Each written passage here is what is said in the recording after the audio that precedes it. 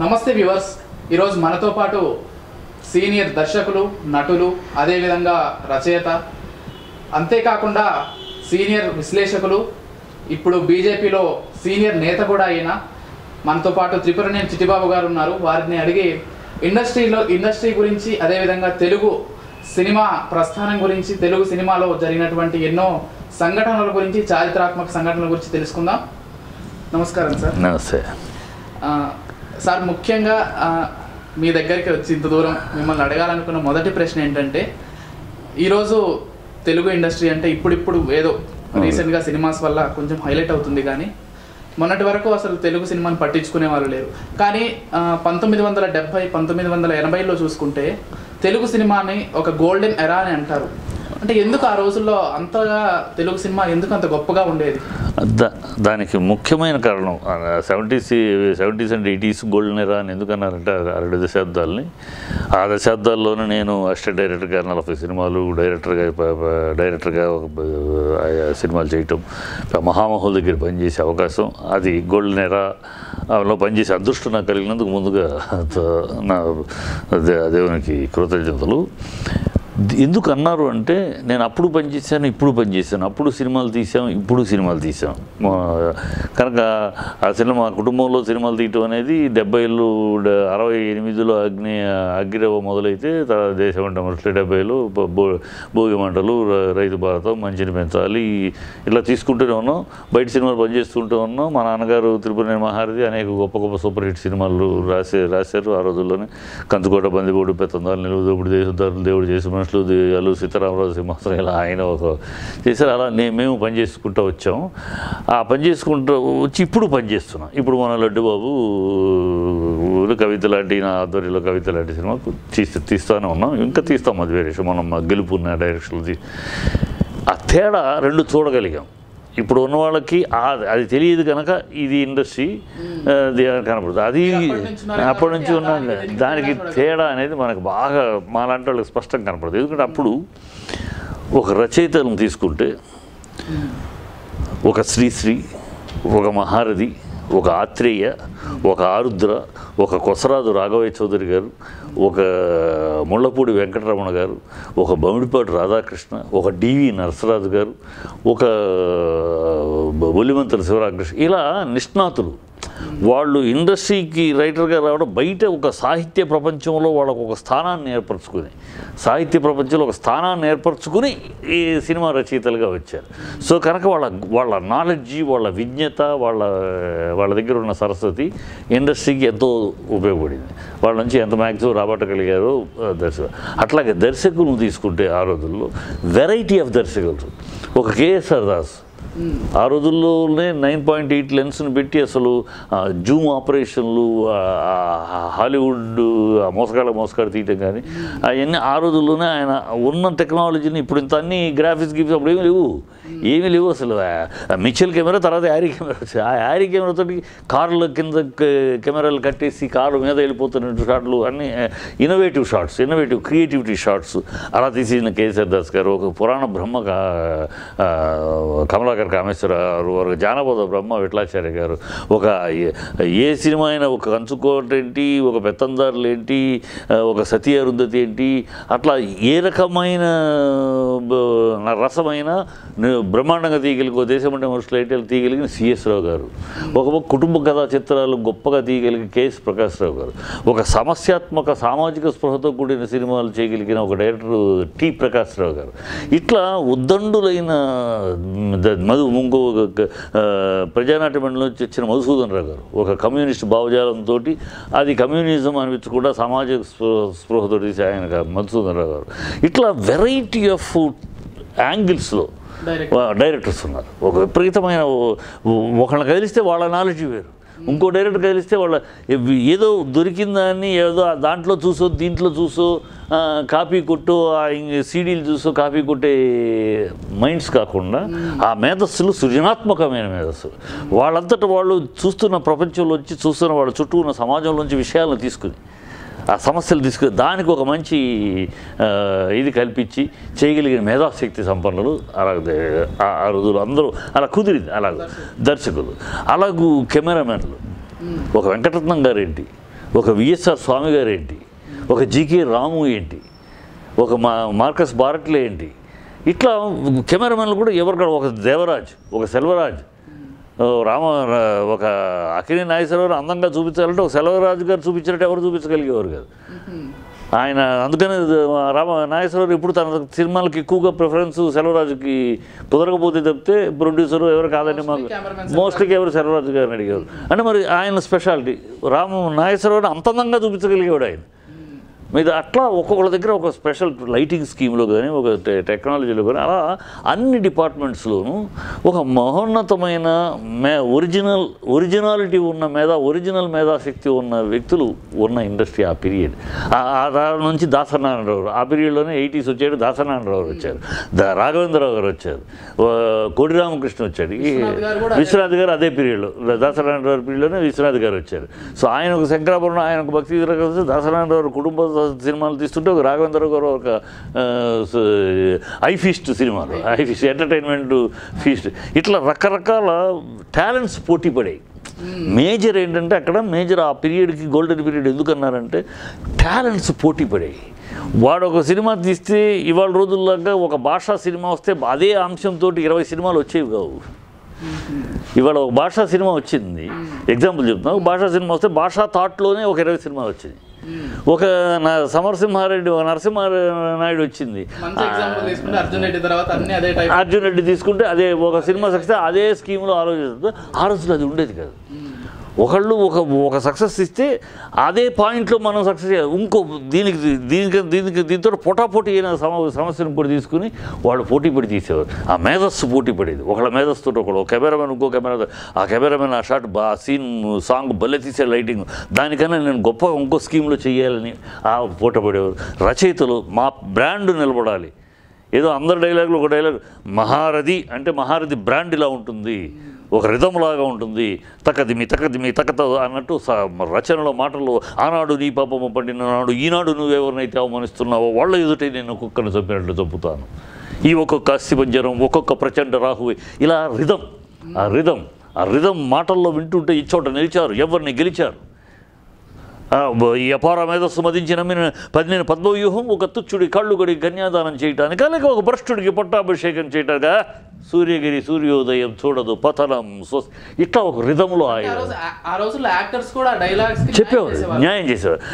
అలాగే ఆత్రేయ గారు ఒక చిన్న మాటలో దీన్ని ఏమంటారు, సిగరెట్ వెలిగించి ఏమంటారు, చిన్న విషయంలో పెద్ద అర్థాలు వచ్చేది. వెలిగించడం కాదు, వెలిగించింది మీరు, అంటించుకుంది నేను, అట్లాగూ ఎగిరే వాటిని బయట ఎగురుతూ ఉంటే గాలికి జీపులు వెళ్తుంటే కొన్ని ఎగిరే వాటిని బంధించకూడదు అని అంటే ఎంత సెక్స్ ఉంది దాంట్లో. ఎగిరే వాటిని పైపు ఆడపిల్ల పమిటి ఎగురుతూ ఉంటుంది అంటే ఆ అమ్మాయి వక్షోజాలు చెస్ట్ ఎక్స్పోజ్ అవుతూ ఉంటుంది. ఆ అమ్మాయి సర్దుకుంటా అంటే ఎగిరే వాటిని బంధించకూడదు అని అంటే ఎంత నాటి దానికి ఆ అమ్మాయి సమాధానం కొన్నిటికి ఆ బంధంలోనే అందం ఉంటుంది. ఆ రెండు మాటల్లో ఎంత కవిత్వం చెప్పాడు, ఒక ప్రేమ కవిత్వం, ఒక భార్య ఒక లవర్స్ మధ్య ఉండే చిలిపి మాటలు ఇది. అట్లా ఆత్రేయ గారు చిన్న మాటలతో పెద్ద అర్థాలు వచ్చేటట్టు. అట్లా డివి నరసరావు గారు పన్ను, డివి నరసరావు యమగోళ కానీ ఆయన సినిమాల్లో చూస్తాడు, ఆ రాముడు భీముడు కానీ ఒక ఒక చిన్న దీంతో ఆ పన్నుతోటి నవ్విస్తూ ఎంటర్టైన్మెంట్ తీసుకెళ్ళే స్క్రిప్ట్ రాయగలిగిన సముద్రం ఆయన. అలాగే ముల్లపూడి రమణ గారు, బాపు రమణ గారు కాంబినేషన్, ఇట్లా వాళ్ళ కాంబినేషను. అలాగే విశ్వనాథ్ గారు ఆయన స్టైల్లో ఎవరి కాళ్ళు ఏంటంటే వాళ్ళ యొక్క స్టైల్ అంటూ ఒకటి ఉండేది. ఆ స్టైల్లో సక్సెస్ తీయాలి, ఎవడో తీసిందాన్ని మనం కాపీ కొట్టి మనం అలా కూడా చేయాలి ఉండేది కాదు. ఆ ధోరణి ఉండేది కదా. అందుకే వాళ్ళందరూ పేర్లు వింటేనే అర్థమైపోతుంది. ఇవాళ అలాంటి పేర్లు ఇవాళ ఎరగలుగుతున్నామో, ఒక శ్రీశ్రీ, ఒక మారుతి, ఒక ఆత్రేయ, ఒక ఆరుద్ర, ఒక దాశరథి, ఒక వేరకంలో లేదు కదా.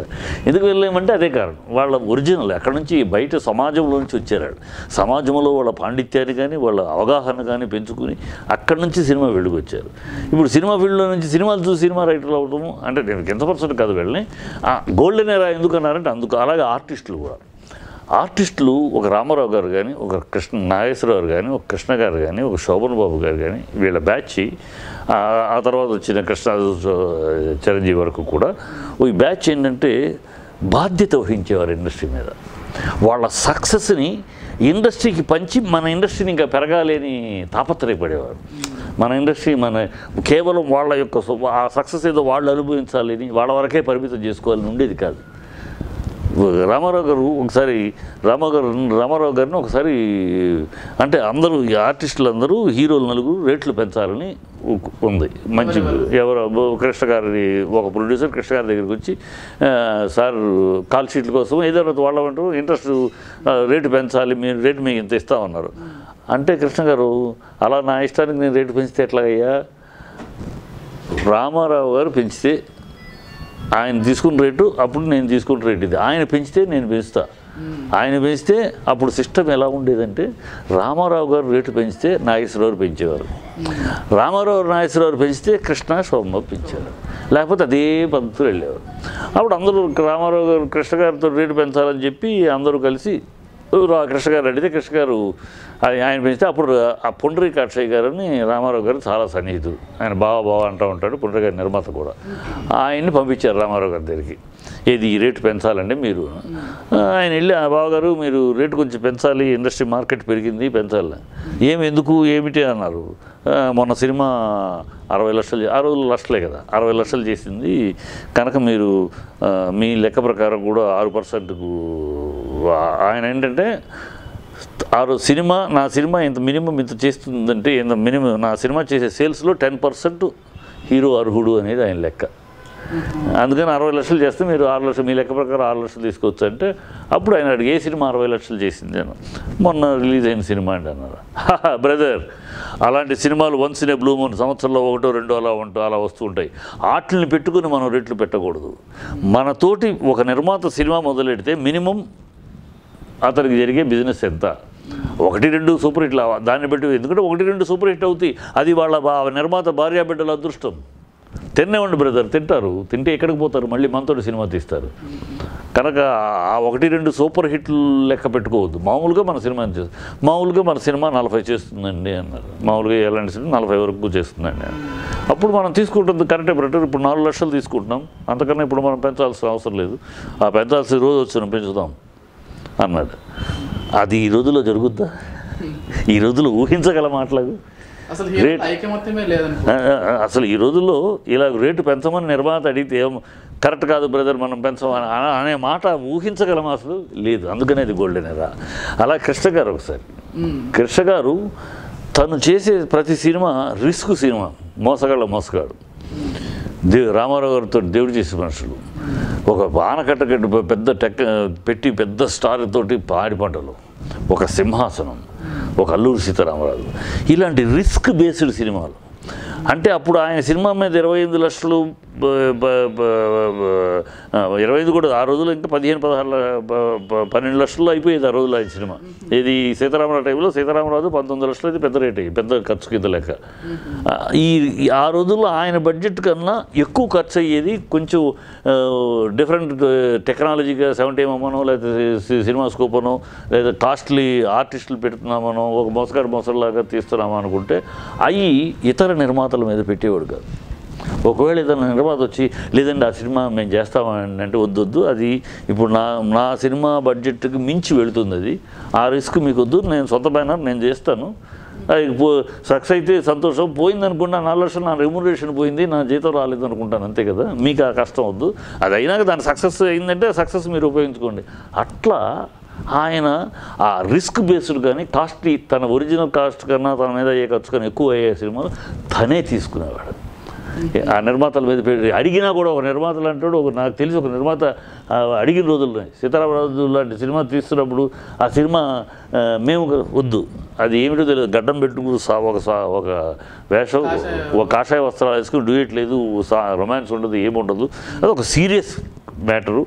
ఈ సీరియస్ మ్యాటర్ని చూస్తారు ప్రజలు, ఒప్పించగలమని మా ఆరతి గారు చెప్తున్నారు, గ్యారెంటీగా స్క్రిప్ట్ మీద ఆయన కాన్ఫిడెన్స్ చెప్తున్నారు, ఆ నమ్మకం మీద వెళ్తున్నాం.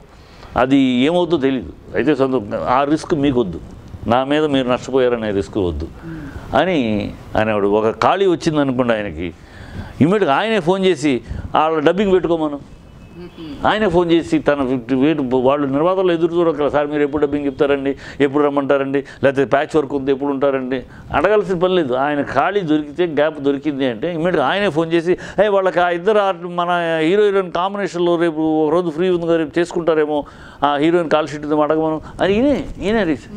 This is the way of cooperation between the producer, director and artist. ఒకసారి డైరెక్టర్ కథ చెప్పిన తర్వాత అది రామారావు గారిని, నాగేశ్వరరావు గారిని, శోభన్ బాబు అని వీళ్ళెవ్వరు కూడా ఒకసారి కథ విన్న తర్వాత ఏళ్ళు పెట్టేవారు కదా, అంత రెస్పెక్ట్ ఇచ్చేవారు రైటర్కిను దర్శకుడికి.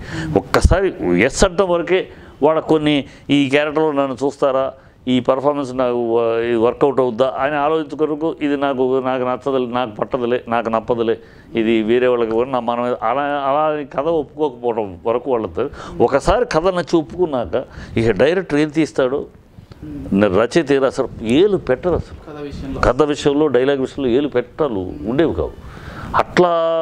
అలా ఆర్టిస్టులు ఆ respect, mutual respects, mutual understanding cinema unit మొత్తం కూడా నేను ఎక్కువ కృష్ణ గారి సినిమాలు, రామారావు గారి సినిమాలు పనిచేశాను. కానీ వర్గాలు లేవు. మిగతా వాళ్ళ హీరోలతో సినిమాలు తీసే వడ్డీ రమేష్ లాంటి వాళ్ళు మేము హ్యాపీగా షటిల్ ఆడేవాళ్ళం డైలీ. ఆయన వడ్డీ రమేష్ ఏనాడు కృష్ణ గారితో సినిమా తీరా. ఆ వర్గాలు లేవు. ఏదో వాళ్ళ వర్గము, ఇది రామారావు గారి గొడవలు వచ్చినాయి, రామారావు గారి కృష్ణ గారికి గొడవలు వచ్చినాయి, సీతారామరాజు వల్ల గొడవలు వచ్చినాయి. బట్ అయినా వర్గాలు లేవు. ఈ గొడవలు వచ్చినా పుండరీకాక్ష గారు ఎదురింటిలోనే ఇది ఉండేది, పద్మాలయ ఆఫీస్ ఉండేది, ఆయన వస్తూ ఉండేవారు. ఇట్లా అందరూ కలుస్తూ మాట్లాడి సరదాగా ఉండేది. అంతే వర్గాలు, విరోధాలు, వాళ్ళ మీద వాళ్ళతో సినిమా తీశారు, వీళ్ళు మన మనుషులు కాదు, వీళ్ళని దూరం పెట్టాలి, ఇవన్నీ లేవు అసలు. ఆ ట్రాక్స్, గ్రూపిజాలు ఇవన్నీ లేవు. ఈ క్యూలు కట్టడాలు, ఎప్పుడు ఒక క్యూ కడతా ఉంటే ఎప్పుడో మన ఆ లాటరీలో ఎప్పుడు వస్తామో అని హీరోలు క్యూ చూపుతారు లేవు. ఎస్ సార్ నో ఇవ్వటం అంటే ఉంది, నచ్చింది, కథ నచ్చలేదు, వేరే కథ తీసుకురండి చూద్దాం అంతే తప్పితే వీళ్ళని తిప్పుకుంటాలు, నడిపించుకుంటాలు సంవత్సరాల తరబడి. వీళ్ళు ఒకవేళ లైన్లోంచి తప్పి బయట ఇంకో హీరో దగ్గరికి వెళ్ళారంటే నెక్స్ట్ లైన్లో కట్టు. ఈ టైప్ ఆఫ్ అట్మాస్ఫియర్ లేదు అక్కడ. యూనిట్ మొత్తం కూడా from boy to assistant director. మేమంతా పనిచేసినప్పుడు అసిస్టెంట్ 40 సినిమాలు పనిచేసామంటే అదేదో అసలు ఆ సినిమా పనిచేస్తున్నామంటే అది నా సొంత ఇంట్లో ఒక్కోసారి ఫుడ్ మానేసి కూడా, ఒక్కోసారి రాత్రి నిద్రలు మానేసి కూడా అంత ఇది మనది, ఇది మన కుటుంబం, ఇది మన సినిమా, దాంట్లో వచ్చేది నాకు 10 అసిస్టెంట్ డైరెక్టర్గా నాకు ఇచ్చేది 15,000 జీతం. ఆ 15,000 జీతం తీసుకుని నా పని వరకు నేను 96 చేసి వచ్చేయచ్చు. నైట్ అయిపోయిందని నేను వెళ్తాను. కానీ నేను ఒక్కనే కదా, అలా మా తరంలో వాళ్ళందరూ కూడా ఒక మురళీమోహన్ రావు కానీ, ఒక బి గోపాల్ కానీ, ఒక ఎస్ఎస్ చంద్ర కానీ, మేమందరం కోడైరెక్టర్లుగా ఒకే సత్య కానీ, రాఘవేంద్ర గారు సత్య కానీ, రవి కానీ, మేమందరం ఒకే బ్యాచ్ ఒకే టైంలోనే కోడైరెక్టర్లుగా పనిచేసి ఒకే టైంలోనే డైరెక్టర్లు అయ్యాం. కనుక మేమందరం కూడా ఆ పని ఇంపార్టెన్స్ ఉండేది. మా సినిమా మీ సినిమా కన్నా మా సినిమా బాగా రావాలి, అది పోటీ. మా సినిమా కన్నా మీ సినిమా స్పోర్టివ్నెస్ ఉండేది, ఫైటింగ్ టువర్డ్స్ ఇంటెలిజెన్స్ ఉండేది. ఒక సినిమా మనం తీసిన సినిమా బాధపడిపోతే ఆ ప్రొడ్యూసర్ కన్నా యూనిట్ బాధపడేది. అయ్యో ఇంత కష్టపడి తీసాం సార్, రేపు నెక్స్ట్ సినిమా మీరు ఏమి ఇవ్వకపోయినా సరే సార్ మనం చేద్దాం సార్, ఇంకో మంచి సినిమా ఇలా ఉండేది. ఆ లవ్ అండ్ ఎఫెక్షన్ కానీ, ఆ నేపథ్యం కానీ, అందువల్లే ఇది గోల్డెన్ ఎరా. ఇవాళ ఆ స్థితి లేదు. ఎందుకు లేదు అంటే ఆ అవినాబంధాలు ఎందుకు పోయినాయి, ఈ టాలెంట్ ఫైటింగ్ స్పిరిట్ ఎందుకు మీకు తమిళనాడులో ఎందుకు కంటిన్యూ అవుతుంది, తమిళనాడులో మరి ఎందుకు ఇప్పటికీ కొత్త టాలెంట్. మీ తమిళ సినిమాలు చూస్తూ ఉంటే, మలయాళం సినిమాలు చూస్తూ ఉంటే న్యూ పాయింట్స్ తోటి వాళ్ళు ఠాగూర్ వచ్చినా తమిళ నుంచే. ఇప్పుడు ఠాగూర్ తెలుగులో హిట్, అది ఒరిజినల్ తెలుగు కాదు, తమిళ్లోనే ఆ ఇప్పటికీ కొత్త థాట్స్ తోటి, కొత్త ఐడియాస్ తోటి, ఎందుకు సమాజాన్ని దృష్టిలో పెట్టుకుని 6 ఫైట్లు 6 సాంగులు 1000 అడుగులు comedy, hero introduction, heroine love track, ఈ అయిపోతే ఏమైపోయినాయి 6,000-7,000 అడుగులు దీంతో సరిపోతుంది సినిమాకి. వీళ్ళు సరిపోతాయి. మిగతా 4,000 అడుగులు కథ చెప్పాలి. అందుకనే చాలా సినిమాలు కాస్ట్ ఫెయిల్యూర్. అంటే నేను మంచి సినిమాలు వస్తున్నాయి రాదట్లా, ఇప్పటికే మంచి సినిమాలు. ఇప్పుడు మన సుకుమార్ ఇది కానీ ఇవన్నీ ఉన్నాయి, వస్తున్నాయి, కొత్త కొత్త సినిమాలు వస్తున్నాయి. నేను సురేందర్ మైండ్లో ఎందుకున్నానంటే మొన్న సురేందర్ రెడ్డి ఈ సినిమా సైరా మైండ్లో అదే సుకుమారు తీసిన అంతకుముందు సినిమా కానీ ఫెయిల్యూర్ అవ్వచ్చు, సుకుమార్ మహేష్ తోటి తీసిన సినిమా కూడా ఫెయిల్యూర్ అవ్వచ్చు, బట్ థాట్ కనపడుతుంది. ఇప్పుడు వస్తున్నాయి లేదట్లా. కాకపోతే రైటర్స్లో అంతటి శక్తి ఆ తరంలో ఆ రోజుల్లో ఉన్న శక్తివంతులైన రచయితలు లేరు, ఇది వాస్తవం. అందుకని ఇప్పుడున్న రచయితలు నేను కించపరుస్తున్నాను, అవమానిస్తున్నాను కాదు. కంపారిటివ్గా ఆ బంచ్ ఆఫ్ రైటర్స్ ఆనాడు తెలుగు ఇండస్ట్రీలో 70s 80sలో ఉన్న తెలుగు ఇండస్ట్రీలో బంచ్ ఆఫ్ రైటర్స్ ఇప్పుడు లేదు. ఎప్పుడైతే ఆ రచయిత అనే డిపార్ట్మెంట్ వీకెన్ అవుతుందో, రచయిత అనే డిపార్ట్మెంట్ నిష్ణాతులు కాకుండా మామూలు రచయితలు ఉంటారో అక్కడ క్రియేటివిటీ చచ్చిపోతుంది. డైరెక్టర్స్ ఎంత డైరెక్టర్ అనేవాడు ఒరిజినల్ డైరెక్టర్ ఇప్పుడు త్రివిక్రమ్ డైరెక్టర్ మీరు అనొచ్చు, త్రివిక్రమ్ కాదండి, ఎస్ గుడ్ కాలమాన పరిస్థితికి గుడ్ రైటర్, కాలమాన పరిస్థితికి సరిపోయే ఉన్న వాళ్ళలో ఓకే. అంతేకాని ఒక పాతకాలపు అంటే ఆ 70-80లో రచయితలు పోలిస్తే ఎక్కడుంటాయి? ఇప్పుడు వాళ్ళు రాసిన డైలాగులు ఎప్పటికీ ప్రజల మనసులో ఉంటున్నాయంటే, ఒక ఆత్రేయ గారు రాసిన డైలాగ్ ఎప్పటికీ ప్రజల మనసులో ఉంటుంది. ఒక ఆరుద్ర గారు రాసిన ఇప్పటికీ ప్రజల మనసు, ఒక మహారాజు రాసిన మాటలు ఇప్పటికీ, ఒక సీతారామరాజు ఇప్పుడు చూసినా ఆ మాటలు ఇప్పటికీ ప్రజల నోట్లలో ఉంటాయి. స్క్రిప్ట్లు వాళ్ళ ఎందుకంటే వాళ్ళు రాసిన స్క్రిప్ట్లు ఎందుకని ఒక ప్రేమనగర్ ఇంకో 50 సంవత్సరాలు అయినా కూడా ప్రేమనగర్ ఉంటుంది. ఆత్రేయ గారు ఒక దసరా బుల్లుడు ఇంకో 50 ఏళ్ళు అయినా ఉంటుంది. సో వాళ్ళ స్క్రిప్ట్లు కానీ ఎందుకు అంత జీవనకాలం వాటికి ఉన్నాయంటే ఆ యొక్క రచయితల యొక్క సృజన ప్రజ్ఞత వాళ్ళకున్న వర్క్ మీద కానీ వాళ్ళకున్న వర్త్ కానీ వాళ్ళకి వర్క్ మీద ఉన్న ప్రేమ కానీ. మేము కనపడాలి, తెర వెనుకున మేము రాస్తున్నా, తెర వెనుకున మేము షార్ట్ కట్ అంటున్నా, తెర వెనుకున మేము కెమెరా పట్టుకుని లైటింగ్ చేస్తున్నా, తెర మీద చూస్తున్నప్పుడు ఆ ఆడియన్స్ మమ్మల్ని గుర్తించుకోవాలి, మమ్మల్ని గుర్తుపెట్టాలి, మమ్మల్ని గుర్తు ఒక పట్టుదల ఉండేది. ఆ రైటర్ అనేవాడు తెర మీద కనపడ్డు, కానీ వాడు భాష ఉండి ఎవడరా భలే రాశారా డైలాగ్ అనాలి, ఎవడరా ఏం తీసాడరా ఫోటో ఎంత అంతగా ఉన్నారా అనాలి, అంటే అనాలి, ఏం తీసాడా టేకింగ్ ఏముందరా అనాలి, అలా అనిపించుకోవాలి అనే ఒక తపన, ఆ ఫైట్ ఉండేది. అందరం తెలిసి గోల్డెన్ ఎరా. ఇవాళ వ్యాపారం ఎక్కువైపోయింది, కమర్షియల్. ఆ రోజు వ్యాపారం లేదా, అప్పుడు ఉంది, కానీ వ్యాపారం సంపాళలో ఉండేది వ్యాపారము. ఇప్పుడు డిఫరెంట్ సినిమాలు వచ్చినాయి. ఎందుకు మీకు అప్పుడు కమ్యూనిస్ట్ భావజాలంతో ఉన్న సినిమాలు కాలం మారింది, ఇదాలోకం, ఇలా సంయుక్త పిక్చర్స్ అని చెప్పేసి వాళ్ళు అయ్యే తీసేవారు. ఒక రొమాంటిక్ సినిమాలు వచ్చాయి, ఒక పౌరాణిక సినిమాలు వచ్చాయి, ఒక జానపద సినిమాలు వచ్చాయి, ఒక క్రైమ్ సినిమాలు వచ్చాయి, ఒక సోషల్ రిలేటెడ్ సినిమాలు, సోషల్ రిలవెన్స్ తోటి వచ్చే సినిమాలు వచ్చాయి, అన్ని రకాల సినిమాలు వచ్చాయి. ఎందుకు వచ్చాయి అంటే అన్ని డిపార్ట్మెంట్లో నిష్ణాతులైన వాళ్ళు అప్పుడు ఉన్నారు, ఇప్పుడు ఉన్నారు, దేన్నైనా అలా రాయగలిగిన సమర్థులు ఉన్నారు. ఇప్పుడు ఆ సమర్థత ఉన్నవాళ్ళు ఉండబట్టి అప్పుడు కుదిరింది. ఇప్పుడు ఒక జానపదం తీయాలి అంటే అసలు ఆ డ్రెస్సింగ్ కానీ, ఆ భావజాలం, ఆ భాష పట్టు కానీ, ఆ భాష చెప్పే విధానంలో కానీ ఆ పోలిస్తే మనం విమర్శించినట్టు అవుద్ది. ఇప్పుడు వచ్చిన జానపద సినిమాలో కూడా ఆ భాష, ఒక రాజకుమారుడు మాట్లాడుతున్నాడంటే ఆ భాష, ఆ దర్పము ఏమది అట్లా ఉండాలి. అంతే, ఏంటిది అని ఉండదు. సోషల్ సినిమా బాడీ లాంగ్వేజ్కి, సోషల్ సినిమా వాకింగ్ స్టైల్కి కానీ, ఆ ఎక్స్ప్రెషన్స్ కానీ, ఆ టైమింగ్ కానీ, ఒక జానపదానికి, ఒక పౌరాణికానికి, ఒక క్రైమ్కి, ఒక సోషల్కి చాలా తేడా. కానీ ఇటీవల చూసుకుంటే మొత్తానికి పౌరాణికాలు, జానపదాలు అయితే మొత్తంగా తీట్ల తీసేవాళ్ళు ఎవరు, రాసేవాళ్ళు ఎవరు? ఇప్పుడు రాసేవాళ్ళు కూడా కావాలి కదమ్మా. ఇప్పుడు ఫర్ ఎగ్జాంపుల్ కురుక్షేత్రం ఉంది. నేను కురుక్షేత్రం రామారావు గారు దానవీర సూరకర్ణ తీస్తున్నారు, ఇక్కడ కృష్ణ గారు కురుక్షేత్రం తీస్తున్నారు. వాళ్ళిద్దరు తీస్తున్నప్పుడు చెల్లకో తిరుపతి వెంకటకవులు గారి పాటలు రామారావు గారు కొనేశారు. ద్రౌపది వస్త్రాపహరణం ఆ పాటలు ఆయన కొనేశారు.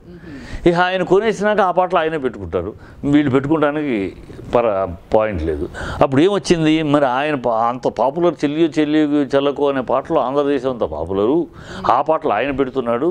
మనం వేరే పాటలు పెడితే వాటిని బీట్ చేసే పాటలు పెట్టలేము, ఎంతైనా పెట్టలేము. ఎందుకంటే అంత జనాల నోట్లో మిగిలిపోయిన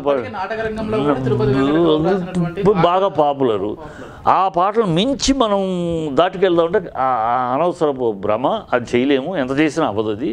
కనుక దానికి కొత్త ప్రక్రియ చేద్దాం, పద్యాలు లేకుండా వచనంతోటి మాట్లాడిద్దాం, డైలాగ్స్ తోటి మాట్లాడిద్దాం అని చెప్పి డైలాగ్స్ మాట్లాడించారు. డైలాగ్స్ తోటి అందుకనే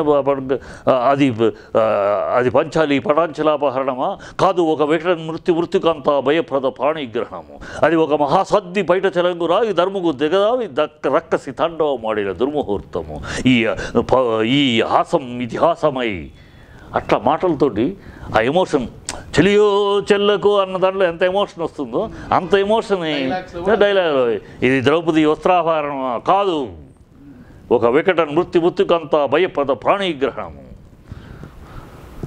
ఇది పంచాలి పటాంచలాపహరణమా కాదు, ఒక మహాసద్ది పైట చరంగులాగి ధర్మము దిగదావి రక్కసి తాండవమాడిన దుర్ముహూర్తం. ఎమోషన్ లేదా, రిధమ లేదా, చేశారు. ఇలాంటి ప్రక్రియలు వాళ్ళు చేయాలంటే ఆ సమర్థులు లేరు కదా. సమర్థులు లేరు అంటే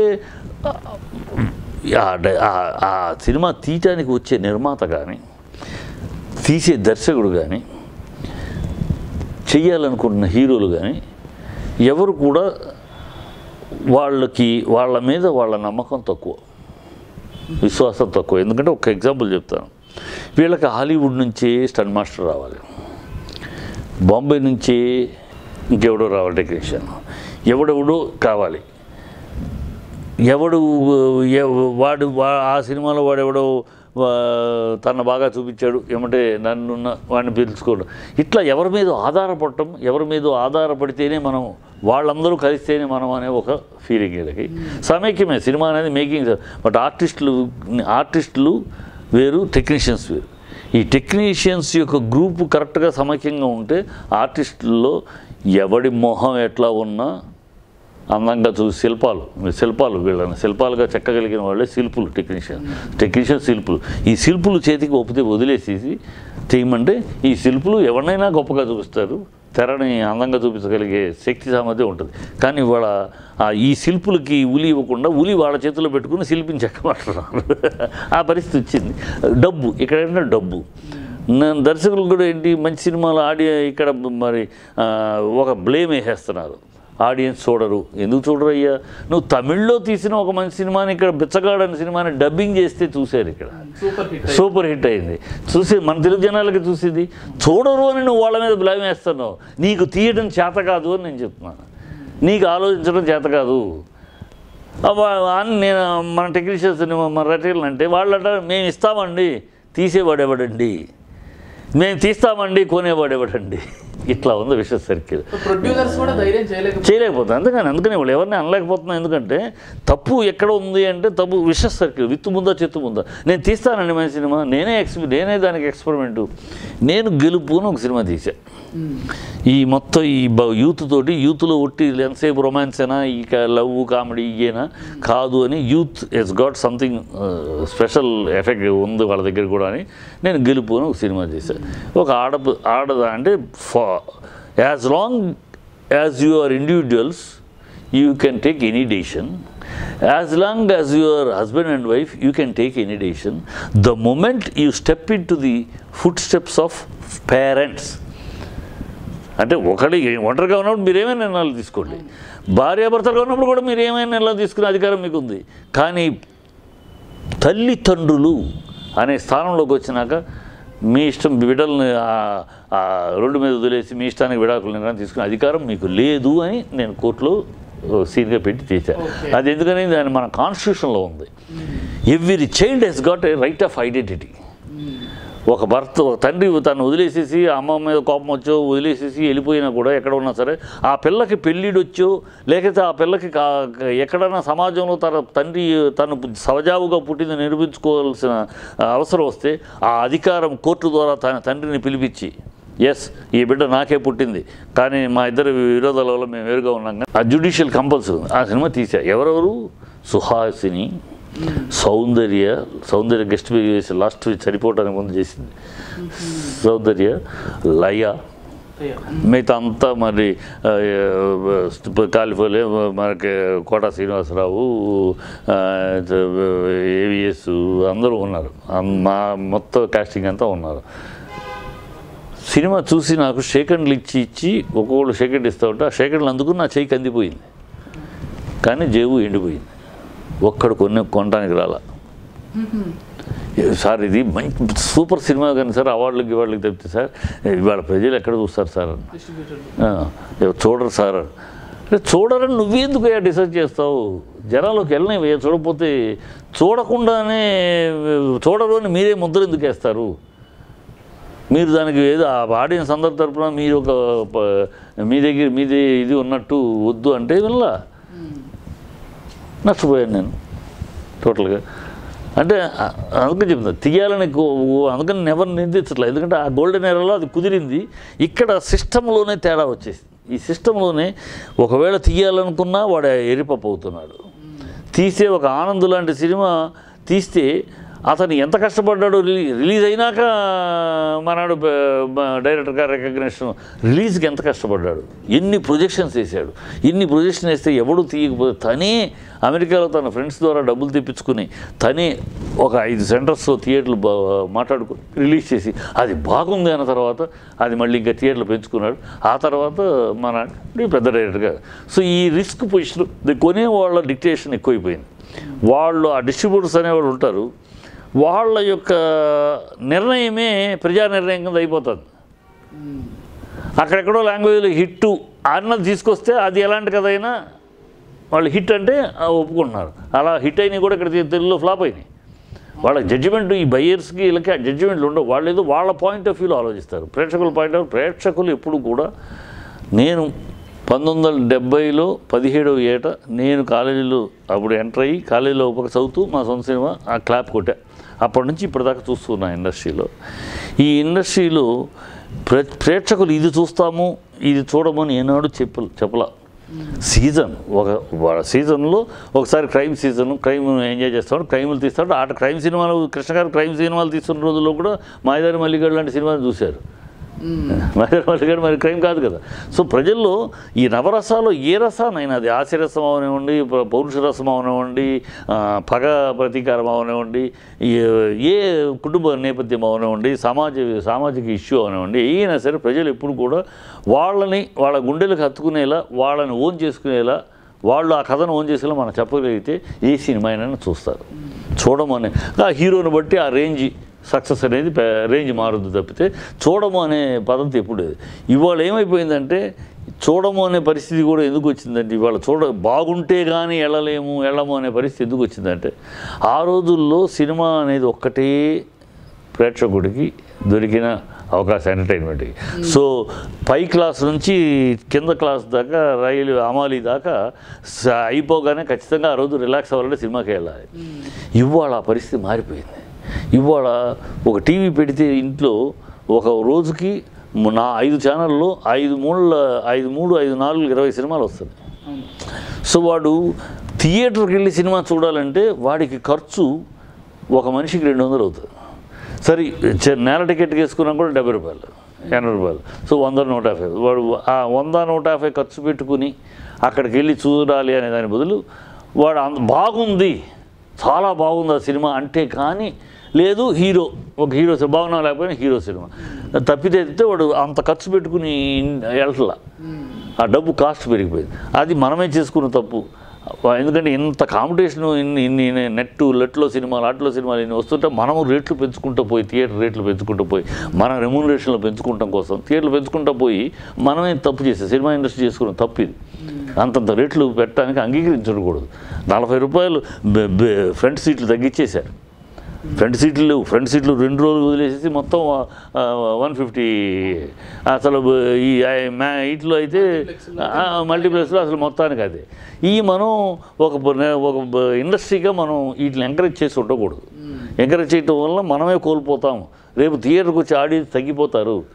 మనం ఆ మొదటి 2 వారాలు తప్పితే హీరోలకు కూడా, అందుకని 2 వారాలు ఎందుకు అంత థియేటర్లు రిలీజ్ చేస్తారు, 1000 థియేటర్లు ఎందుకు రిలీజ్ చేస్తారు? 2 వారాల తర్వాత ఆ సినిమా ఉండదో తెలియట్లా. వాళ్ళ ఆ సినిమా మీద నమ్మకం వాళ్ళకే లేదు, ఎవరికీ ఉండట్లేదు. 2 వారాల తర్వాత ఉండదో ఎందుకని 100 థియేటర్లు వేసి 1000 థియేటర్లు వేసేస్తే ఒక 2 వారాల్లో ఎట్లాగో చూస్తారు హీరోల సినిమాలు కదా, కలెక్షన్ వచ్చేస్తాయి, తర్వాత సంగతి తర్వాత. అదే పరిస్థితి చిన్న సినిమా చేయలేడు కదా. ఇప్పుడు నేను గెలుపు 500 థియేటర్ చేయలేకపోయాను కదా, చేస్తుంటే వేరు, ఎట్లా చేయలేకపోయాం, డిలే అన్నీ అయిపోయాను. ఎందుకు చేయలేము? ఈ పరిస్థితులు కల్పించింది ఎవరు? ఇండస్ట్రీ మనమే మన ఇండస్ట్రీని అనేక రకాల కష్టాలు పాలు చేసుకున్నాం. అందువల్లే ఆ గోల్డెన్ ఎరా నుంచి ఇవాళ కాస్ట్ ఫెయిల్యూర్ ఎరాకు వచ్చాం. ప్రతి సినిమా 80% సినిమాలు సక్సెస్ అని వినపడుతుంది, కానీ కాస్ట్ ఫెయిల్యూర్ నష్టాల్లోకి ఎందుకు వెళ్తానంటే నువ్వు ఖర్చు పెట్టాల్సింది నీ సినిమా పొటెన్షియాలిటీ ఎంత, నీ తెలుగు ఇండస్ట్రీ పొటెన్షియాలిటీ ఎంత అనే అవగాహన లేకుండా ఒక బాహుబలి అందుకని రామారావు గారు చెప్పింది once in a blue moon Baahubali. ప్రతి సినిమా బాహుబలి అవ్వదు, ప్రతి సినిమా చైనాలో చూడరు. బాహుబలి 500 కోట్లు ఖర్చు పెట్టాడు, 300 కోట్లు ఖర్చు పెట్టాడని మనం ప్రతోడు మొదలెడితే అది కుదరదు. అది బాహుబలి అతను ఎంత వర్క్ చేశాడు, కష్టపడ్డాడు, అది కలిసి వచ్చింది, అతనికి వర్కౌట్ అయ్యింది. అందుకని బాహుబలిని చూపించి ప్రతోడు బాహుబలిలాగా నా సినిమా కాస్ట్ ఉండాలి ప్రతి హీరో అంటే ఎక్కడ ఉంది? దాని ఉదాహరణ మొన్న ఏమైంది మనాడిది, సాహో ఏమైంది? ఇప్పుడు అక్కడ బాహుబలి ఖర్చు పెట్టడానికి కారణం ఉంది. తను ఒక ఏం చేసుకున్నాడు, 4 సూపర్ హిట్లు తీశాడు, తీసిన తర్వాత ఒక గ్రాఫిక్ వర్క్ తోటి ఒక డిఫరెంట్గా తీద్దాం అని ప్లాన్ చేసుకున్నాడు, వర్కౌట్ చేశాడు, 2 ఏళ్ళు కష్టపడి తీశాడు. అది బిజినెస్ అంతా ట్రాకింగ్ చేసుకుని చేశాడు, సక్సెస్ అయ్యింది. ప్రతి సినిమా అలా అవ్వదు, ప్రతి సినిమా అలా అవుద్దని మా నాన్న దగ్గర ఉన్న భ్రమ. అలానే ఖర్చు పెట్టాడు. బాహుబలి స్టంట్ మ్యాన్, బాహుబలి పనిచేసినోడు, బాహుబలికి అంతే అయిపోతాయి. కాస్ట్లో 300 కోట్లు 400 కోట్లు రావద్దు. మన సినిమా పొటెన్షియాలిటీ ఏంటి, మన థియేటర్, మన ఆడియన్స్ 2 ఆంధ్ర రాష్ట్రాల్లో కలిపి మనకి ఉన్న ఆడియన్స్ 2 రాష్ట్రాల్లో కలిపి ఆడియన్స్ అయితే 3 కోట్ల నుంచి 3.5 కోట్లు, మ్యాక్సిమం 4 కోట్ల మంది సినిమా చూసేవాళ్ళు. మిగతా వాళ్ళు సినిమా చూసే బాపతలే లేరు. మల్టీ లాంగ్వేజెస్లో రిలీజ్ చేస్తున్నారు కదా. అదే ఇప్పుడు మల్టీ లాంగ్వేజ్లో చేస్తారు. అసలు ఇప్పుడు సైరా ఉంది, మల్టీ లాంగ్వేజ్ చేశారు, ఏమైంది? తమిళ్ ఏమైంది, హిందీ ఏమైంది, మలయాళం ఏమైంది, కన్నడం ఏమైంది? నీకు మల్టీ లాంగ్వేజ్ చేస్తే ఆ సబ్జెక్టు. బాహుబలి మల్టీ లాంగ్వేజ్ చేశారు కనుక మనం చేద్దాం అనుకుంటే కాదు. బాహుబలి అది ఇంటర్నేషనల్ మ్యాటర్, అది సబ్జెక్టు, ఒక ఫోక్లోర్, అది ఏ భాషకైనా ఓకే. ఇది సాహో నీ లోకల్ సైరా లోకల్ లీడర్ నీ లోకల్ లీడర్ గురించి తమిళనాడుకి ఏంటి ఇంట్రెస్టు? ఉన్న అమితాబ్ బచ్చన్ పెట్టేస్తే చూసేస్తారా? సేతుపతి చూసేస్తే తమిళ చూసేస్తారా? అక్కడ జోకులు అన్నీ. అంటే ఆ సినిమాని విమర్శించరు కదా అనేది యాటిట్యూడు. వాళ్ళు ఏదో చేశారని మనం ఏదో చేయాలని కాకుండా మన దానికి ఎంత అవసరమో అంతవరకు ఖర్చు పెడదాం, మన కథ మీద ఎంత అవసరమో చూద్దాం. అంతేగాని ఈ ఎక్స్పెండిచర్ మీద పోటీ పడద్దు అంటున్నా. గతంలోకి సింగిల్ వర్డ్లో చెప్పాలంటే ఆ గోల్డెన్ ఎరాకి ఇప్పటికీ తేడా ఏంటంటే, ఆ గోల్డెన్ పీరియడ్ అని ఎందుకు అన్నారంటే అక్కడ competition between intelligence, competition between మేధస్సు, టాలెంట్స్, కాంపిటీషన్ బిట్వీన్ ఐడియాస్ మీద అక్కడ మేధస్ తోటి పోటీ పడ్డారు. Creativity, competition between creativity. ఇక్కడ కాంపిటీషన్ బిట్వీన్ ఎక్స్పెండిచర్, క్రియేటివిటీ మీద పోటీ పడటం కన్నా, సబ్జెక్ట్స్ విషయం మీద పోటీ పడటం కన్నా ఎక్స్పెండిచర్, వాడు అంతలో తీసాడు, మేము ఇంతలో తీసాం, ఈ ఎక్స్పెండిచర్ మీద పోటీ పడతాం. అక్కడే బోల్తా పడుతున్నారు. ఈ గోల్డెన్ ఎరాకి ఈ ఎరాకి తేడా అదే. ఇక్కడ అంటే అప్పుడు ఇక్కడ నాలాంటి వాళ్ళు చాలామంది, నాలాంటి వాళ్ళు సైలెంట్గా ఉన్నాం, సినిమా తీయకుండా. సినిమా తీయాలంటే తీయచ్చు. ఇప్పుడు ఇవాళ టెక్నాలజీలో 40 లక్షలు బట్టి తీయచ్చు, 40 కోట్లు బట్టి తీయచ్చు. నాకున్న ఇన్ని సంవత్సరాలు ఉన్న పరిచయాల్లో నేను హీరో దగ్గరికి వెళ్ళి ఖచ్చితంగా నాకు కావాలి అంటే ఇమీడియట్ కాకపోయినా కొంత టైంలో నాకు ఇచ్చే హీరోలు 2-3 ఉన్నారు హీరోలు. కానీ నేను నాలాంటి వాళ్ళు ఎందుకు ఆగుతున్నారు? నాలాంటి వాళ్ళు చాలామంది ఉన్నారు. ఎందుకు ఆగుతున్నావు అంటే ఈ అస్తవ్యస్త పరిస్థితి, ఈ థియేటర్ల హడావిడి, ఈ థియేటర్లు మనం సినిమా అనేటప్పటికి ఈ థియేటర్లు పట్టుకుని ఆ టైమింగ్ రిలీజు ఇవన్నీ కొన్ని అస్తవ్యస్తమైన పరిస్థితులు. ఈ పరిస్థితిలో మనం మనగలమా? మన టెంపర్మెంట్కి మన యొక్క గతంలో మన సినిమాలు తీసాం, నిలబడి సినిమా తీసాం. కృష్ణ గారితో సినిమా తీసినా, శోభన్ బాబుతో సినిమా తీసినా, రామారావు ఎవరితో సినిమా తీసినా నిలబడి మనం నిర్మాతగా నిలబడి మాకు కావాల్సింది మేము ఇట్లా తీసాం. ఇప్పుడు నిర్మాతగా నిలబడి తీయగలమా? నిర్మాతగా హీరో గారి ముందు చేతులు కట్టుకోవాలా? నిర్మాతగా థియేటర్లు వాళ్ళు ఇచ్చే వాళ్ళ దగ్గర చేతులు కట్టుకోవాలా? ఎవరి ముందు చేతులు కట్టుకుని మన సినిమా తీయాలి అనే పరిస్థితి. నిర్మాత అనేవాడు చేతులు కట్టుకుని సినిమా తీసే పరిస్థితి ఉంది వాళ్ళ. ఆ హీరో సంబంధించిన వాళ్ళు తప్పితే అందరు హీరోలకు సంబంధించిన వాళ్ళ వ్యక్తులు మామూలు సినిమా తీయాలంటే చేతులు కట్టుకుని క్యూలో నిలబడాల్సిన పరిస్థితి ఉంది తప్పితే వచ్చి నేను సినిమా తీస్తాను అంటే లేదు. సినిమా తీస్తానంటే గతంలో సినిమా తీస్తానంటే కృష్ణ దగ్గరికి వచ్చేవారు, రామారావు దగ్గరికి వచ్చారు. వాళ్ళు ఆ డైరెక్టరు కథకుడు వచ్చి కథ చెప్పిన ఆ డైరెక్టర్ కొత్తాడైనా సరే, కృష్ణ గారు కానీ రామారావు కొత్త కథ నచ్చిందంటే ఆ డైరెక్టర్ పెట్టుకోమంటే ఏం అనేవారు కాదు. కృష్ణ గారు నాకు తెలిసి ఒక డైరెక్టర్ని పెట్టుకున్నాక ఆ ప్రొడ్యూసర్ వచ్చి కొత్తాడండి మరి నెక్స్ట్ ఈ పిక్చర్ కో డైరెక్టర్ చేయమని నెక్స్ట్ చేద్దాం అనుకుంటున్నాను అంటే కోపడ్డాడు కృష్ణ గారు. కొత్తవాడు ఇప్పుడు కథ చెప్పాడు కదా, బాగా చెప్పాడు కదా, తీని మనంతా ఉంటాం కదా, అంతగా సరిగ్గా చేయకపోతే మనం ఉంటాం కదా, సరిగ్గా తీయలేకపోతే సెట్లో ఉంటాం కదా మనందరం. కష్టపడి చెప్పాడు శుభ్రంగా కథని, సినిమా చూపించాడు కథ చెప్పేటప్పుడు.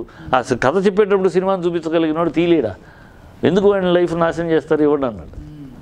అట్లా ఉండేది ఆ రోజుల్లో. ఇప్పుడు కాదే కథ అయినా కథ బాగుంది, ఈ కథ చాలా బాగుంది కానీ నువ్వు కొత్తాడు అది కొంచెం బాగా ఎస్టాబ్లిష్డ్ పెద్ద డైరెక్టర్ అయితే బాగుంటుంది మార్కెట్కి కూడా అని మారుస్తున్నారు అని. ఇప్పుడు మురుగదాసు తోటి మనకు వచ్చిన గొడవ అదే, మన కత్తి కథ, ఖైదీ కథ, కత్తి కథ అదే నరసింహారావుది ఇక్కడ రిజిస్టర్ అయ్యింది. ఈ కథ వాడికి వినిపించాడు మురుగదాసుకి. మురుగదాసు వినేసేసి విజయ్కి చెప్పమన్నాడు. విజయ్కి చెప్పాడు. విజయ్కి చెప్పేసినాక విజయ్ మ్యూజిక్ సిటీస్ కూడా విజయ్ ఇది చాలా కథ బాగుంది, ఆయన కొత్తోడు తెలుగుడు, పైగా ఈ తమిళ సినిమాకి అతను పెట్టో కాదు, అతన్ని వేరే పిక్చర్ పెడదాం అంటే ఇతను నేను కథ ఇవ్వనని చెప్పాడు. కథ ఏమన్నంటే అక్కడతో ఆ సినిమా ఆగి వేరే కథ అని మొదలెట్టి వీడికి తెలీదు. వేరే కథ తీసుకుంటున్నానంటే ఇదే కథను మార్చి తీశారు. అప్పుడు వీడు కేసేసింది. ఇదే కథని తన కాకుండా వేరే మార్చి తీసేటప్పటికి వీడికి కేసేసారు. కేసు ఇచ్చినాక వీళ్ళు 75 లక్షలు కట్టారు. 75 కట్టమన్నా 50 కట్టి మిగతా తర్వాత ఇచ్చినట్టున్నారు, అది వేరే. సో ఇలాగ ఉంది వాళ్ళ ఇండస్ట్రీ. ఒక మంచి కథ, ఒక క్రియేటర్గా ఒక పిల్లాడు అలా దాసనారాయణరావు రాఘవకి చెప్పినప్పుడు తాతామానుడు కథ బాగుందయ్యా, నువ్వు జూనియర్ నీ గురువు పీసీ రెడ్డి ఉన్నాడు కదా, పీసీ రెడ్డితో చేయిస్తారు తర్వాత నువ్వు చేద్దుగాని అంటే దాసనారాయణరావు ఎక్కడ ఉండేవారు? ఒక జ్యోతి చిన్న సినిమాలే. రాఘవేంద్రరావు ఎక్కడ ఉండేవారు? జ్యోతి సినిమా లేకపోతే, ఆమె కదా జ్యోతి లేకపోతే రాఘవేంద్రరావు ఎక్కడ ఉండేవారు? సరే. సో అట్లాగూ ఆ రోజుల్లో కథ చెప్పడం నచ్చితే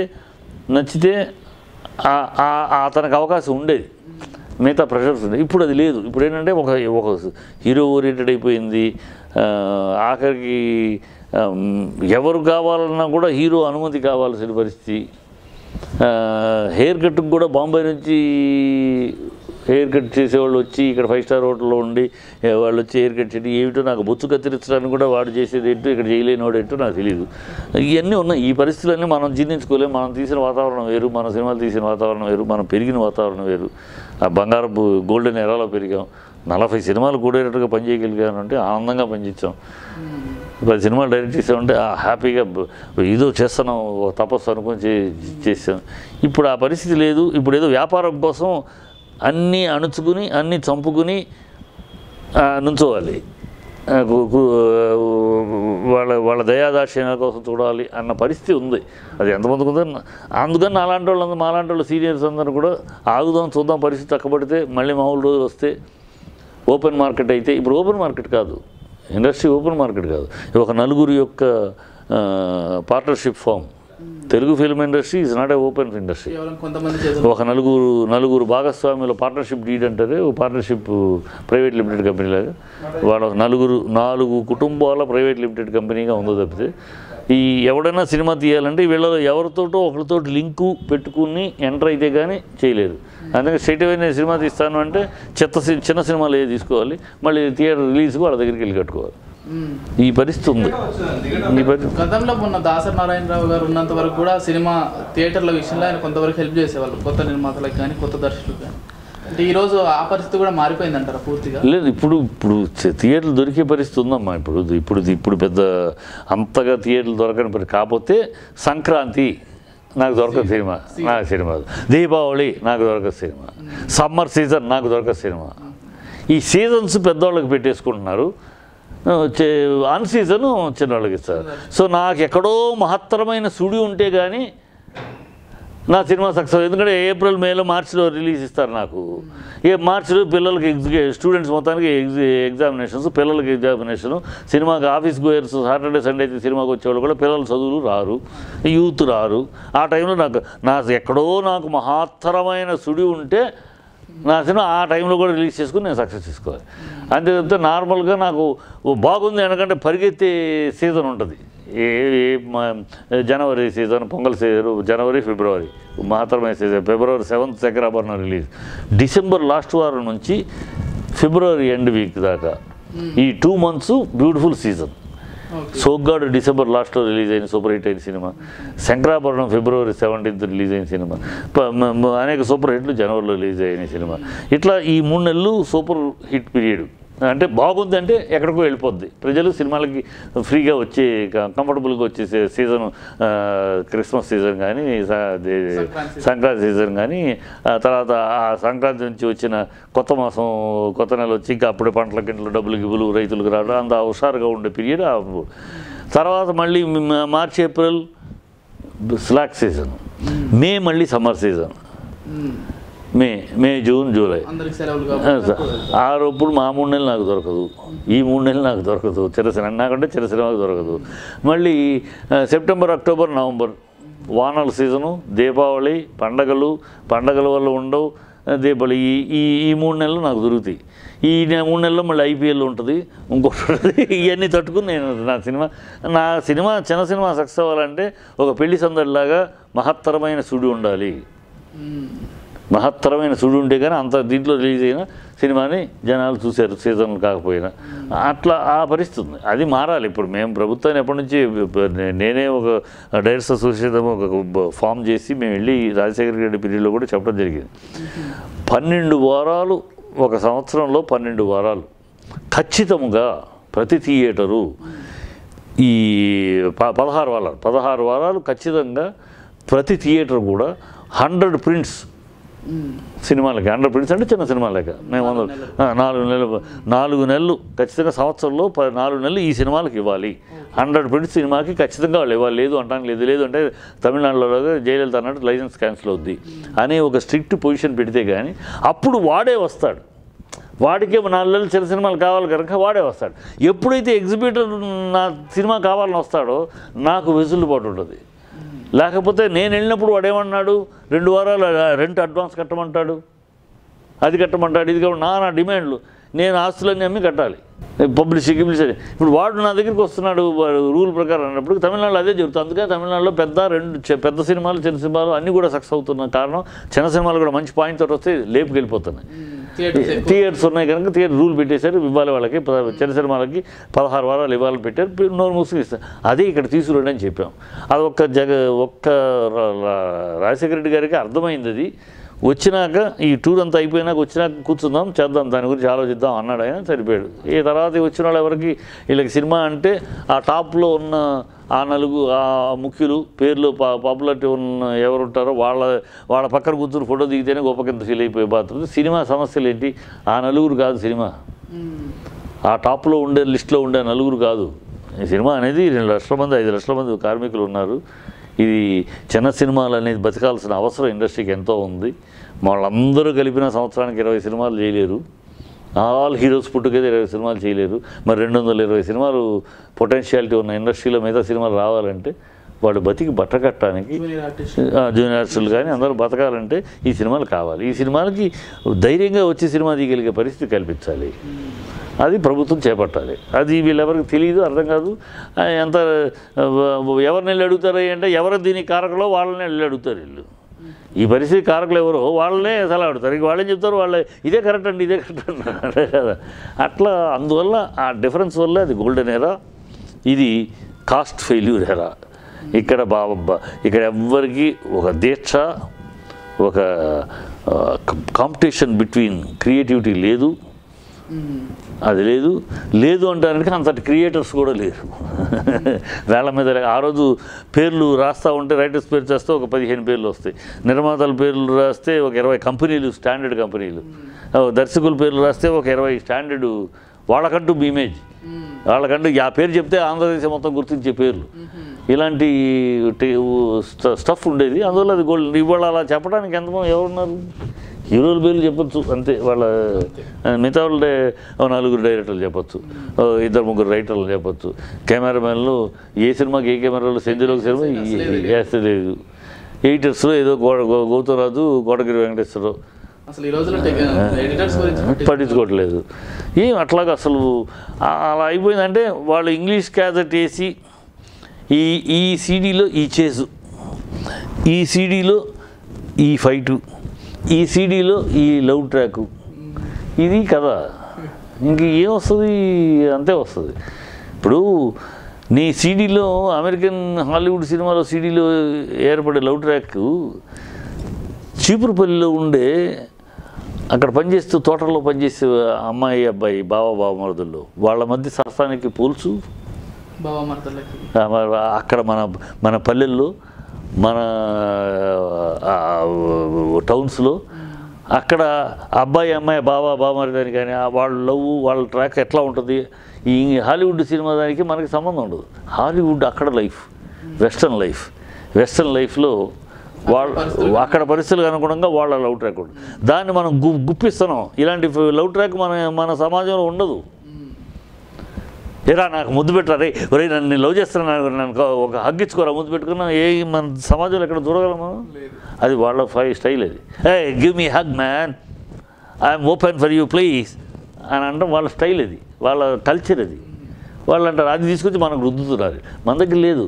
మన దగ్గరలో అలా చాటుగా చూస్తూ అలా బాగా సాయంకాలం నేను అట్లాకి వస్తాను, నువ్వు అలా కనుసైకిలతోటి ఆ చెట్టు వేసి చేకతో రాయటము, ఇట్లా స్మూత్గా అలా వెళుతూ కలుగుతుంది. సాయంకాలం అక్కడ గుడి దగ్గరికి వచ్చేసి ఆయన కొట్టుకుంటా అని వెళ్ళిపోవటం. ఇలా చిలిపితనమైన మీటింగ్స్ ఉంటాయి మన మనస్తత్వాల మధ్య. ఇలాంటి అందమైన ఒక లబ్జుతోటి కూడిన ఒక లవ్ ట్రాక్ ఉంటుంది.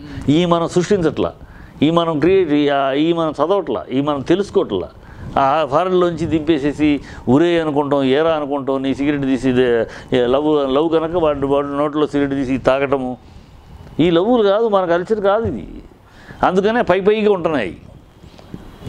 ఒక పైన ఉండేది. అందుకే ఒక మిగతా ఆనాటి సినిమాల్లో 80s దాకా 90s దాకా వచ్చే సినిమాల్లో ఒక లవ్ ట్రాక్ని మళ్ళీ చూడగలుగుతున్నాం. ఇప్పుడు లవ్ ట్రాక్ని చూడలేకపోతున్నాం. ఎందుకంటే ఇది మా బూత్కి శృంగారానికి ఎంత తేడా ఉందంటే అమ్మా, శృంగారం అనేది రవివర్మ గీసిన ఒక బొమ్మ లాంటిది. అది ఎక్కడో ఏదో అందం కనపడుతుంది. ఆ జబ్బలు తడిసి నీటితో ఆ జబ్బలు తడిసి ఆ జబ్బలు ఇక్కడ వరకు తడి కనపడుతుంది, ఇక్కడ కనపడదు. ఆ చూసేటప్పుడు అదొక ఆతృత, కనపడని అందం, కనపడని అది శృంగారం. దాన్ని శృంగారం అంటారు. ఇప్పటి ఏమి లేదు, అది బూతు. ఆ బూతు మీద కాన్సన్ట్రేట్ చేస్తున్నారు. ఈ శృంగారం మీద రావట్లే. శృంగారతర పరంగానూ చక్కటి మెప్పించచ్చు. శృంగారం అంటే ఏదో క్లాసు కాదు. శృంగారాన్ని కూడా చాలా అందంగా మాసులోకి తీసుకెళ్ళచ్చు. శృంగార నిషేధం ఆయన శ్రీనాథుడు రాసి శృంగార నిషేధం ఎంత మాసులో ఉంటుంది అది చెప్పగలగాలి. దీనికి బ్రెయిన్ అప్లై చేయాలి. దానికి బ్రెయిన్ అవసరం. బూత్కి నవ్వించడం, బూత్తో మెప్పించడం ఈజీ. ఎవరైనా నవ్వేస్తారు ఫస్ట్ బూత్ అనగానే. తర్వాత అది గుండె మనసులో ఉంటుందా, దాన్ని మళ్ళీ తలుసుకోరు. ఇది 10 మాటలు తలుసుకుంటారు. తన ఇంటికి వెళ్ళి తన ప్రియురాలతోటి అలా సరసమాడాలని కోరుకుంటాడు. తన భార్యతోటి ఇలా సరసం చేయాలని కోరుకుంటాడు. అది శృంగారం. దాంట్లో ఉన్న మాధుర్యం అది. ఆ మాధుర్యాన్ని వదిలేసేసి కేవలం బూతు కింద వెళ్తా, అది తేడా అంతే. దీంట్లో క్రియేటివిటీ అనే దానికి నాకు ఒక డైరెక్టర్ చెప్పాడు, ఒక ప్రొడ్యూసర్ చెప్తున్నాను. ప్రొడ్యూసరు నేను ఒక సినిమా డైరెక్ట్ చేస్తున్నప్పుడు నేను ఒక సెట్ అడిగాను. ఇలా ఉండాలి నేను సెట్ అడిగాను. ఆయన సెట్ ఆర్డర్ పిలిపించి లేక వేయించి బడ్జెట్ నాకు ఇంత ఈ సినిమాకి ఈ బడ్జెట్లో నాకు అది వర్కౌట్ అవుతాయ్యా అన్నాడు. అదేంటి సార్, నేను అప్పుడు మరి కొత్తగా ఏదో మైండ్లో అనుకున్నాను, ఫిక్స్ అయిపోయి నాకు ఆ ఏజ్ ఇప్పుడు ఏజ్కి అప్పటికి తేడా ఉంది యూత్లో. అది కాదంటారేంటి, నేను అంత ఆలోచించుకుని ఇంత ఐడియా ఇస్తే నన్ను ఎందుకంటే నా ఐడియాని. అప్పుడు ఆయన ఒక మాట అన్నాడు, కరెక్ట్ చిట్టి, నువ్వు ఈ ఐడియా నేను కాదు, ఐడియా తప్పనో ఐడియా వీక్ అనో, నేను ఐడియా బ్రహ్మాండంగా ఐడియా నాకు నచ్చబట్టే, బ్యూటిఫుల్ థాట్ అనబట్టే దాన్ని ఎస్టిమేషన్ వేయించాను. ఎస్టిమేషన్ ఇస్తే నా బడ్జెట్కి పడదయ్యా అది. నా బడ్జెట్ ఏమడదు దాన్ని, నేను నీ ఐడియా బాగుందని నేను ఎక్కువ ఖర్చు పెట్టి తర్వాత నేను అంటంలో ప్రయోజనం లేదు. సో నేను నిన్ను పెట్టుకున్నది అప్పుడు అని ఒక మాట అన్నాడు. ఒక్కటి గుర్తుకో, ఏ నిర్మాత అయినా ఒక నటుడిని పెట్టుకునేది అతని నటుడిని పెట్టుకుని అతని జీతం ఇచ్చేది అతని రూపం కోసం, ఒక టెక్నీషియన్ని పెట్టుకుని అతని జీతం ఇచ్చేది అతని మేధస్సు కోసం. నువ్వు నా డబ్బులు ఖర్చు పెట్టించాలని ప్రయత్నించకు, నీ మేధస్సును ఖర్చు పెట్టు. నీ మేధస్సును ఖర్చు పెట్టి నాకు చెయ్యి.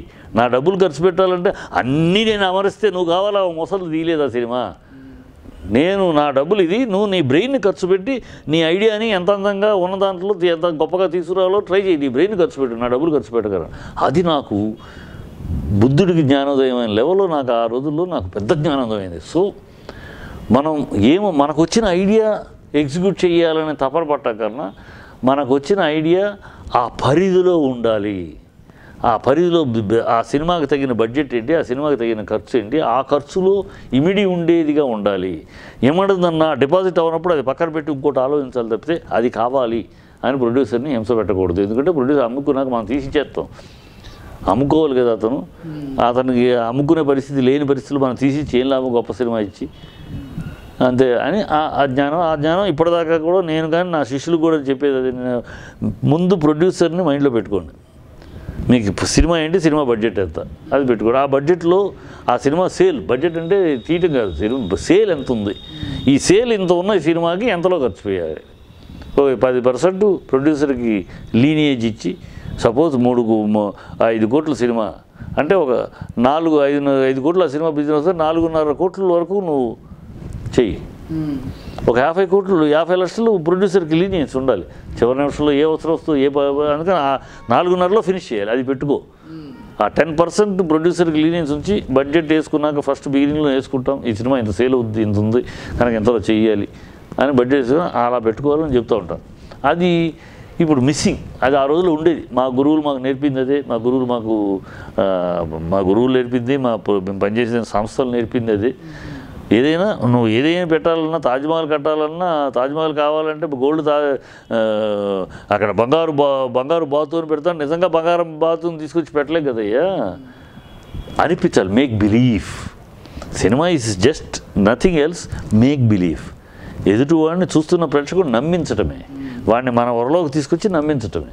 ఆ నమ్మించడానికి దాన్ని ఎంత బాగా నమ్మించటము దానికి నువ్వు ప్రయత్నించు. అంతే నేను బంగారు ఉయ్యాలు కావాలన్నాను, బంగారు ఉయ్యాలు తెప్పించండి అంటే కాదు కదా. అది అట్లా.